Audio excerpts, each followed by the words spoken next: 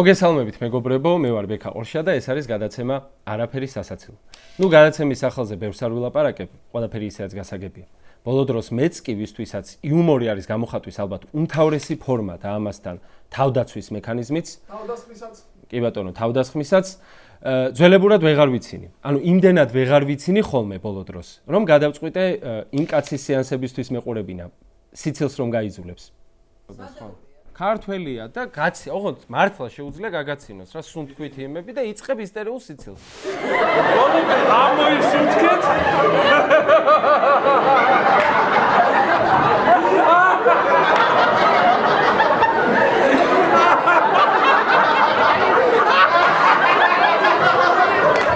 ანუ ეს კაცი არის ნათელი მაგალითი იმისა, რომ ხუმრობა საერთოდ არ არის აუცილებელი იმისათვის, რომ გაიცინო. ამიტომ მე თუ შიგადაშიგ ვიხუმრებ და თქვენ ამაზე არ გაგეცინებათ, ეს იმას არ ნიშნავს, რომ მე ცუდად ვიხუმრე. ეს ნიშნავს, რომ სიცილი საკმარისად არ გინდოდათ და რაც არ გინდათ, ღმერთმა ნუ მოგცეთ. რატომ YouTube და სხვა სოციქსელები? მოგეხსენებათ, თავარი არხი დროებით დაიხურა? ეკა, ხო დროებით დაიხურა? კი. ძალიან ხელოვნურია. ისე კი ქართულმა ოცნებამ ამჯერად ოფიციალურად კანონით ამიკრძალა სიუჟეტების კეთება. აი თუ არ გჯერათ, ახალ ჩანაწერს წაგიკითხავთ. მაუწყებელს მეორე მხარესთან სატელეფონო საუბრის ჩაწერის უფლება აქვს იმ შემთხვევაში, თუ სატელეფონო საუბრის ჩაწერამდე რესპონდენტს თავი წარუდგინა, განუმარტა ზარის მიზანი და აუხსნა, რომ ზარი იწერება და შესაძლოა გამოქვეყნდეს. იმ შემთხვევაში, თუ ზარის განხორციელებისას მაუწყებლისთვის არ იყო ცნობილი საუბრის შესაძლო გამოქვეყნების შესახებ, მაუწყებელმა რესპონდენტისგან მასალის გაშვებამდე თანხმობა უნდა მიიღოს. ანუ თუ ადრე გამოგონილი სახელებით რეკავდი, ვიღაცების სახელებით რეკავდი, მაგალითად ანტიკორუფციული ბიუროს უფროსი რაჯდენ კუპრაშვილი გაწუხებ, სულ დროს ხო არ გირეკავ. მე ამეხ ჯულაყიძე ვარ, უსაფრთხოების სამსახურის მეოთხე განყოფილებიდან. გისმენთ? მე გარემოს დაცვის ზედამხედველობის სამსახურიდან გაწუხებ, ზიგფრიდ ჯოჯუა.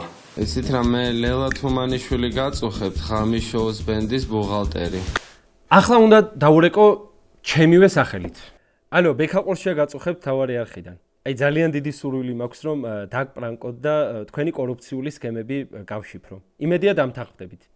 იმათ პასუხი გასაგებია ხო რაც იქნება. აუ ბექა როგორ გამიხარდი? სულ ველოდი როდის დამირეკავდი რომ ყოველასთვის გეჩვენებინა როგორი კორუმპირებული პროექტი ვარ. მოკლედ, ამიტომ ჩემი სიუჟეტები აიკრძალა, მაგრამ მე მაინც არ ვაპირებ მაგას შევიშვა. ის ვიდეო გახსოვს? გამსტრონგეთ მაგის თუ არ გაგსროლ, ყველას გოუშვა. გამსტრონგეთ მაგის დედაც უკან მე რაც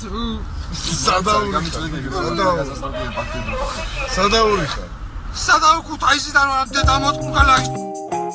დღეს ვისაუბრებთ თეა წულუკიანის კომისიაზე. თუმცა სანამ ამ ეპიზოდს ვამზადებდით, 9 აპრილს საქართველოს მთავრობის Facebook გვერდზე დაიდო კობახიძის წერილი, რომელმაც მოსახლეობის დიდი ნაწილი გააღიზიანა.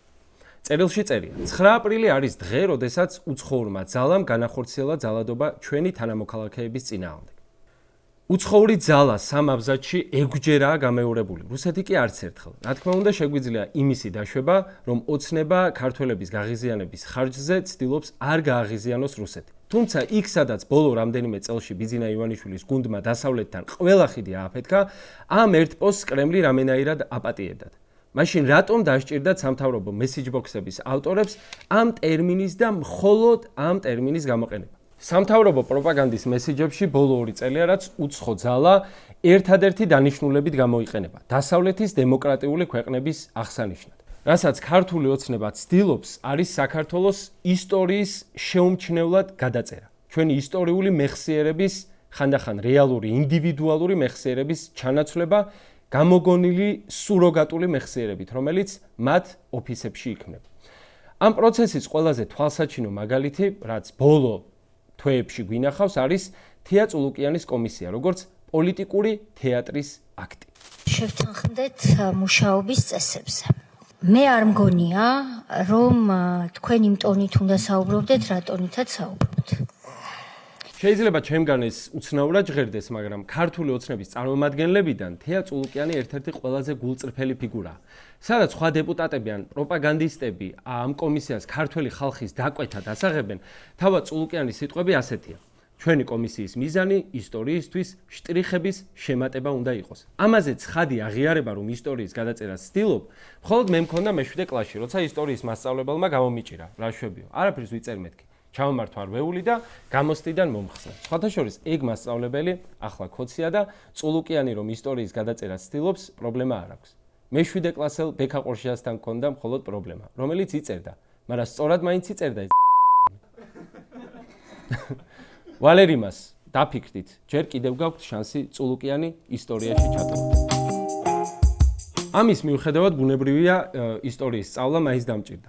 ნაწილობრივ წიგნებიდან, ნაწილობრივ რეალობიდან. აი 2008 წლის ომი ჩემი თაობისთვის განსაკუთრებული მოვლენაა. რუსეთი მანამდეც არ მეხატებოდა ცხადია ფულზე, მაგრამ ომის შემდეგ ყველანაირი რუხი ზონა გაქრა. რუსეთი შემოვიდა ჩემს ქვეყანაში, დახოცა ჩემი ხალხი და რომ არა საერთაშორისო საზოგადოების ჩართულობა დედაქალაქზეც იწევდა, რომ საბოლოოდ გაექრო საქართველოს სუვერენიტეტი. Наша победа будет полной оккупацией Грузии, танки над Тбилиси. Единственная формула нашей победы.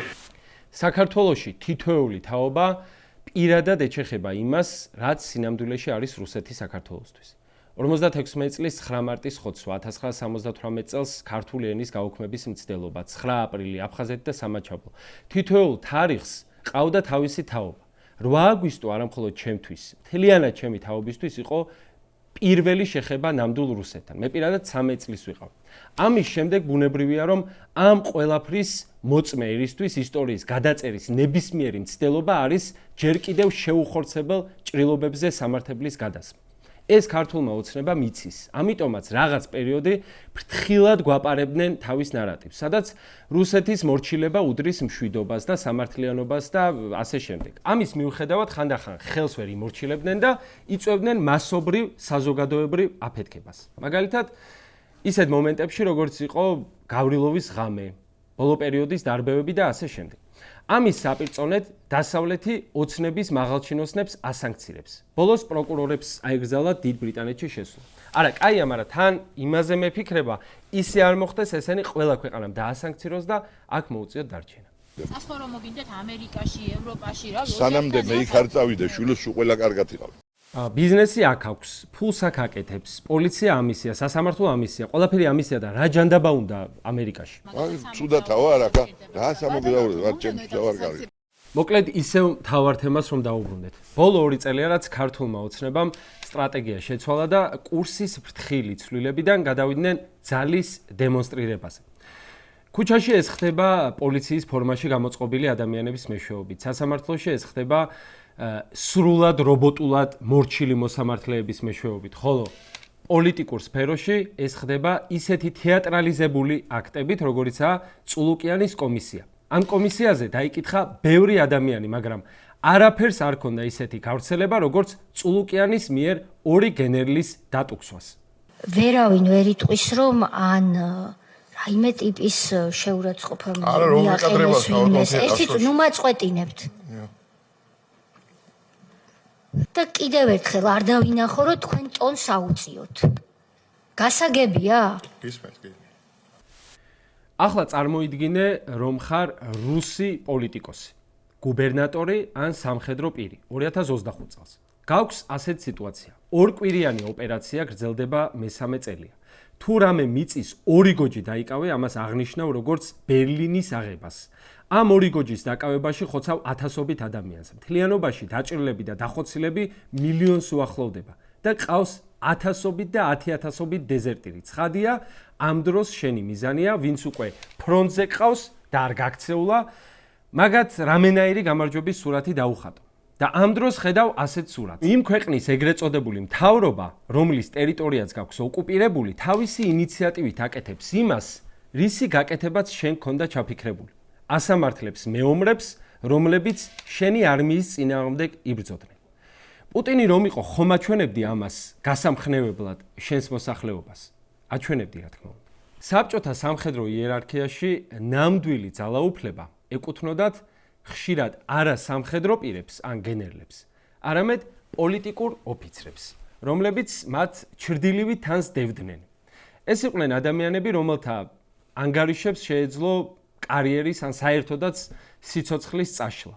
ის, რასაც თეა წულუკიანის კომისია აღადგენს ამ ფორმით, ან როგორც მინიმუმ რიტუალიზირებულად ცდილობს, რომ გაითამაშოს, არის ზუსტად ეს სტრუქტურა, სადაც სამხედრო პირებმა უნდა ახსნან თავიანთი საომარი გადაწყვეტილებები არა თანასწორთა ტრიბუნალის წინაშე, ანუ სამხედროების წინაშე, არამედ სამოქალაქო ტანსაცმელში გამოწყობილი პარტიული აპარატჩიკების წინაშე.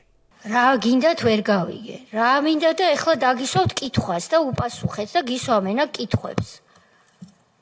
ამაში კიდევ ერთი ეშმაკი იმალება. ანუ დაკითხვის სკამზე მჯდომი ადამიანის გულწრფელობას, თუნდაც მოჩვენებიც, დიდი მნიშვნელობა აქვს. ოდნავ შორიდან მოვყვებით. დღეს, როცა ვამბობთ ინკვიზიციას, ამ სიტყვას ვახსენებთ, გულისხმობთ ევროპაში შუა საუკუნეებში არსებულ კათოლიკური ეკლესიის სასამართლო ინსტიტუტს, რომელიც ხშირად მკაცრი დასჯის მეთოდებით გამოირჩეოდა. თუმცა, უშუალო სასჯელს ჯალათები აღასრულებდნენ და არა ინკვიზიტორები. მათ სხვა ფუნქცია ჰქონდათ. ეტიმოლოგიურად სიტყვა ინკვიზიცია ლათინური სიტყვიდან inquisitio მომდინარეობს, რაც გამოძიებას, გამოკვლევას ნიშნავს. საქმე ისაა, რომ ინკვიზიცია არასოდეს ყოფილა მხოლოდ დამსჯელი ორგანო. ინკვიზიცია იყო მორჩილების გამოხატვის რიტუალი. ბრალდებულს უნდა მიეღო განაჩენი და საკუთარი დანაშაული ეღიარებინა როგორც მოსანანიებელი სიმართლე. ამ შინაგანი ცვლილების გარეშე რიტუალი, ანუ ინკვიზიცია არასრულყოფილი რჩებოდა. წულუკიანის კომისიაც ამ თვალსაზრისით იმეორებს არა მხოლოდ პროცესს, არამედ იმავე მიზანს. საკმარისი არ არის უბრალოდ ეგრეთ წოდებული სიმართლის დადგენა. აუცილებელია, რომ დაკითხვა გარდაიქმნას თანამონაწილეობად. გენერლები არ არიან მიწვეულნი პასუხისმგებლობის დასადგენად, არამედ საკუთარი გადაწყვეტილებების უარსაყოფად და შემდეგ მადლობის მოსახდელად. ამ თვალსაზრისით ჩვენთან ინკვიზიცია შედგა. ეხლა დიდი მადლობა, რომ საერთოდ ესეთი ობიექტურები ხართ და ხედავთ ყველაფერს. აი, დიდი მადლობა თქვენ, კაბადონ თეა. მე კიდევ ბოდიშვიხდი, რომ რაღაცნაირად გამოვედი და ბატონ სოზართან და სოკოლასთან ხო მიმიხვდით. ახლა კი გაჩვენებთ ერთ-ერთ ყველაზე შემზარავ ვიდეოს, რომელიც კი საერთოდ მეგულება. اللي راح اقرا اسمه يقوم يردد الشعار ويلحق ربعه. غاز ابراهيم ايوب. ეს არის ერთი კვირის არჩეული სადამ ჰუსეინის მიერ თეატრალიზებულად მოწყობილი საჯარო სასამართლო. სადამი ნათლი მამასავით ეწევა სიგარას და თან იწყებს ადამიანების დასახელებას. თითოეული მათგან უნდა წამოდგეს, თქვას ბასის პარტიის დევიზი და შემდეგ გარეთ გაყვეს მილიციას. კადრებში ჩანს დაბნეული ხალხი, დაბნეული და შეშინებული, ხვდებიან რომ რაღაც ცუდი უნდა მოხდეს, მაგრამ ვერც ერთი მათგანი ვერ უშვებს რომ ისინი დასახრეტად გახყავთ. ბოლოს ისმის სადამის მხარდამჭერების სიხარულის კიჟინაც. არა და სულ ტყუილად. შემდეგ წლებში სადამ ჰუსეინი ამ ხალხის აბსოლუტურ უმრავლესობას ან დახვრეტს, ან ციხეში გამოამწყვეტს.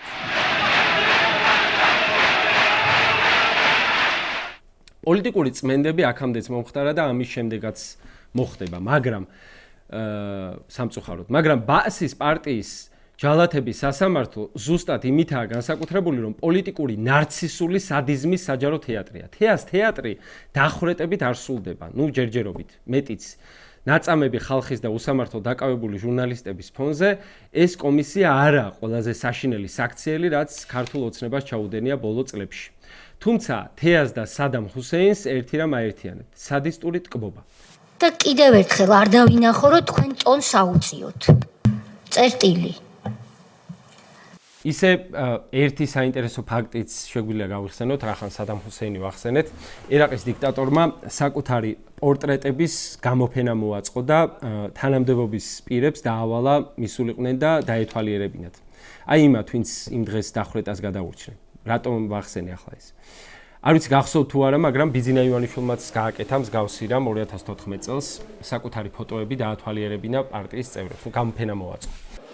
მე ვიტყოდი, რომ ძალიან ემოციურია ნამდვილად ჩემთვის ამ გამოფენის ნახვა და მე ვუსურვებდი, მე ვურჩევდი ყველა მოქალაქეს, ვინც ხმამისა ბატონ ბიძინას, ვინც ხმამისა თავის შვილების მომავალს, რომ მოვიდნენ ნახონ ეს გამოფენა. ეს არის ისტორია. სადიზმი, ფაშიზმი, ბოროტება ყველა საზოგადოებაში არსებობს ხადია. არსებობს ჰერპესივით, მიძინებულ მდგომარეობაში. მაგრამ საკმარისია იმუნიტეტის დასუსტება, შესაბამისი გარემო შექმნა, რომ ეგრევე წამოყოფს თავს. ეს შესაბამისი გარემო და იმუნიტეტის დასუსტება ქართული ოცნების მმართველობის შედეგია. იყო დრო, როცა რაღაცებს მათ არაკომპეტენტურობას ვაბრალებდით. მაგრამ ახლა ცხადია, რომ სადიზმი ქართული ოცნების ახალი პოლიტიკის უმნიშვნელოვანესი ფაქტორია. აქვე უნდა აღინიშნოს, რომ ჰერპესი მაგარი მურტალი დაავადებაა. მარტივად გადამდებია და თუ ყურადღება არ მიაქციე, შეიძლება იმდენად გართულდეს, რომ სასუნთქი გზები საბოლოოდ დაგიხშოს. პრინციპში ჩვენ როგორც საზოგადოებას გაგვირთულდა. სტუდენტებისთვის 50,000 ლარამდე ჯარიმის დაკისრება, ბავშვების ციხეში გაშვება, სისხლის გუბეების საცემ მარშრუტკებში. ქართველი ჯარისკაცების შეურაცხყოფა, გენერლების საჯარო დატუქსვა, ისეთივე ნორმალური გახდა, როგორც მაღაზიაში რძის ყიდვა. ასევე აღნიშნავ, რომ ამ ვიდეოს სცენარის უდიდესი ნაწილი იქამდე დაიწერა, სანამ ქოცი ბიზნესმენი რძეში ჩაგვისკლინტავდა.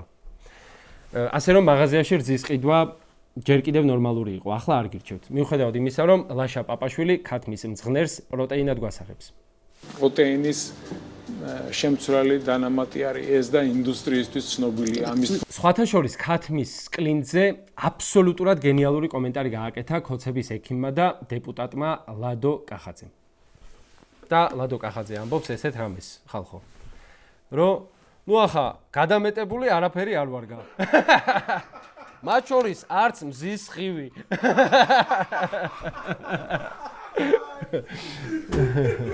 მზის ხივი მაგალითად კარგი, მაგრამ არასდროს თუ მოიხმარ, ცუდია. მაგრამ ამ შემთხვევაში ხო დაუშვებელ ნივთიერებაზე ვსაუბრობ.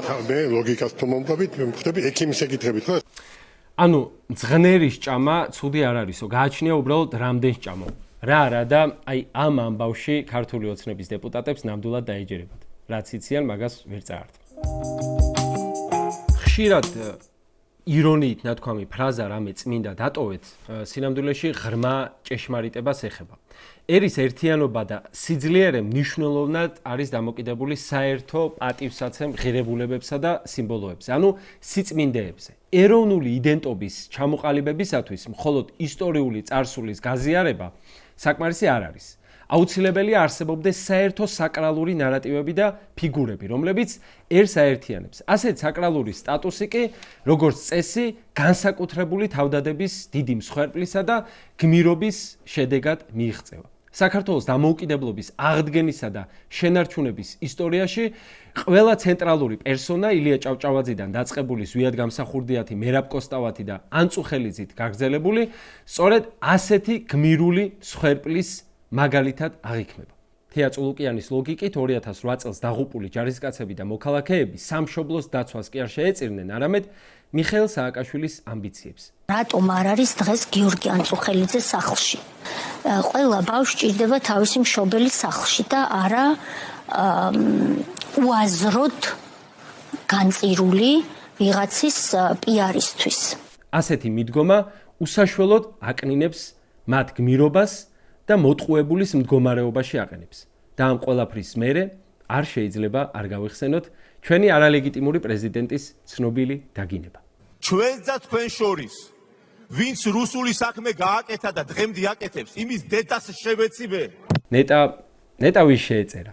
ქართულ ოცნებას და მის ლიდერებს, თელ გუნდს